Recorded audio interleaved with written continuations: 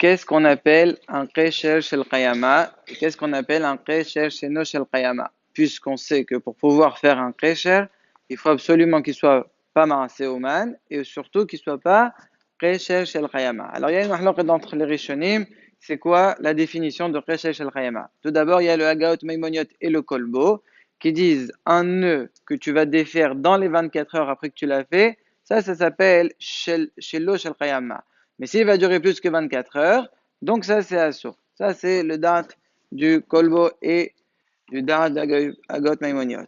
Par contre, il y a des Holkim, il y a des Rishonim comme le Mordechai et le Tour selon l'explication du Bet Yosef qui disent non, si un Kesher il va durer une semaine, il va durer 7 jours, c'est bon. S'il va durer à partir d'une semaine et plus, là c'est un problème. Maintenant, d'où ils apprennent ça? Ils apprennent ça du lulav. Le lulav, comment on attache les shloshat aminim, le lulav, le hadas et l'arava? On prend des fils du lulav, on fait un nœud, on fait un kesher pour que ça reste. Là-bas, la Gemara, elle dit, c'est comme ça que c'est ramené dans Tabrash Shonalev dans Shulchan Aruch. Si jamais quelqu'un n'a pas fait le kesher comme il faut avant la fête, il s'en rappelle au premier jour de Sukkot. Tôt le matin, il voit qu'il n'a pas attaché l'arbaat aminim.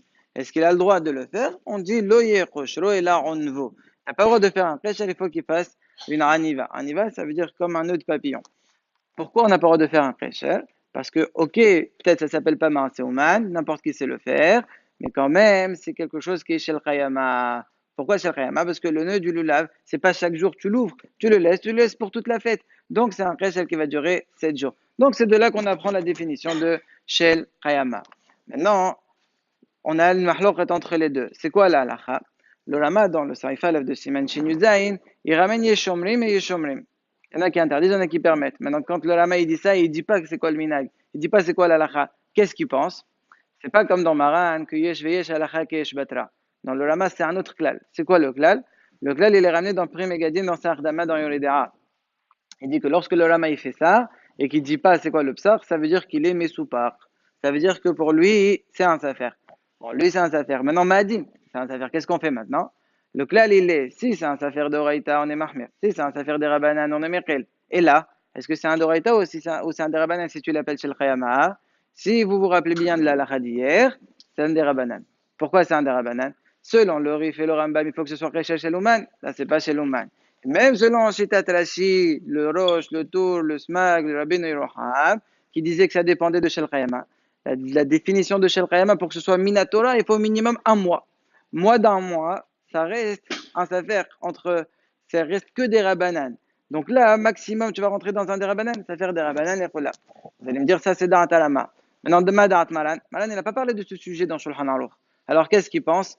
Là aussi, c'est une mahloqet Ahronim Beda'at Maran. Il y en a qui disent, puisqu'il s'est mis à expliquer Da'at Tour, dans Bet Yosef, il a expliqué que ça voulait dire 7 jours, donc c'est ce qu'il pense.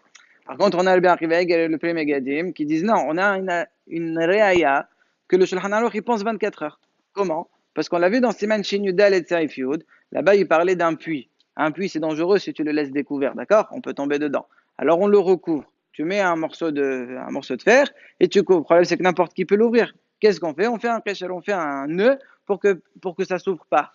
Maintenant, si quelqu'un il veut l'ouvrir pendant Shabbat pour puiser de l'eau, est-ce qu'il a le droit ou pas? Le Shulchan Aruch dit c'est moutard. Et c'est quoi la raison? Voilà, tu défais un nœud.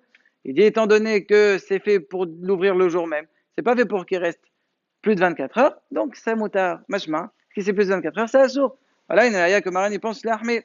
Il y en a qui sont halqim qui disent non, c'est pas une raya. Là-bas c'est spécial. Quand le nœud il est attaché au qarqa, c'est plus hamour. Mais si c'est quelque chose de mobile, comme par exemple les lacets d'une chaussure, à ce moment-là, il n'y aurait pas ce din.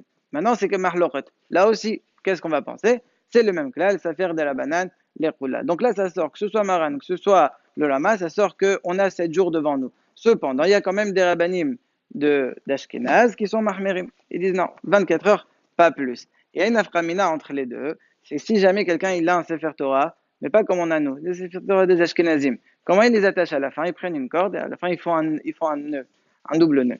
Maintenant, si le fil il est long, tu peux Shabbat changer ton nœud, tu fais un iva. Bah, d'accord. S'il est court ou s'il s'est déchiré, maintenant il n'y a plus le moyen, il n'y a que Kheshel qui marcherait. À ce moment-là, il faut voir ce que ça s'appelle Shel Khayama. Ça serait Moutar ou Assour. Selon les poskim d'Ashkenaz qui disent il faut 24 heures. Ce Sefer Torah là, si tu as Min Hashel Shabbat, quand est-ce que tu vas l'ouvrir? au moins lundi qui arrive. Il n'y a pas Sefer Torah dimanche. Donc, ça ne sera pas dans les 24 heures. Donc, ça sera assour. Par contre, selon nous les Sfaradim, ça sera moutar puisque c'est dans les 7 jours. Ma'alacha, comment ils vont s'en sortir? Si un Sfaradi, il lui donne à lui. Si la personne, c'est tous des Ashkenazim, alors la solution, elle est que Motsai Shabbat, le Gaba, il vient, il l'ouvre ce Kesher-là. Comme ça s'appellera que tu l'as ouvert dans les 24 heures.